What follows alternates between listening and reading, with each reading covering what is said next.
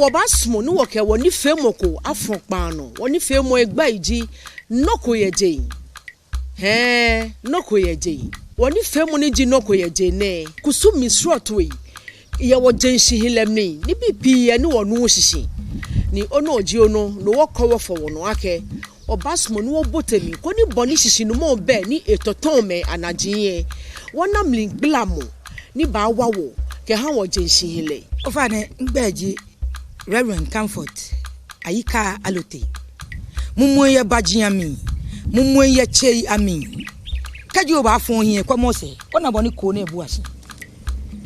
mumwe ayi amemi obon baji enyokoma mmase ye bie lemepi ni ake ameke tun ameheni be mi na mehie muso keta amefomo mi hu chon mepi ni oya operation tabi nyanyina ne nale kona let mo pan kakadan bone yo na kan no wetu eni pepepe e konkro hu ne ene le mfomo ba ni te mo boni tashineke ye hekoni dwa ye jeme ni manyema che baji ne mi denche manyema chele ni mafutule boni sa ni mafutule ni nkefe no ni mafie loja gbachon loko efatahi ni eto hegbajanu e hamidan osane ya no bi mi heto e soto enyoni Proverbs kemini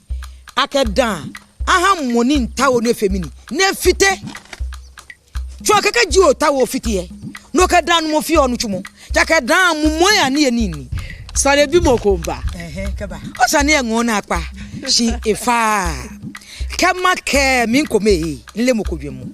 shi kama ke ngmale konkron ni ji bibla ni ji bible le make ofito sa nakamake eja akashi no wanyemo software kumenile abeku keje ajuno miye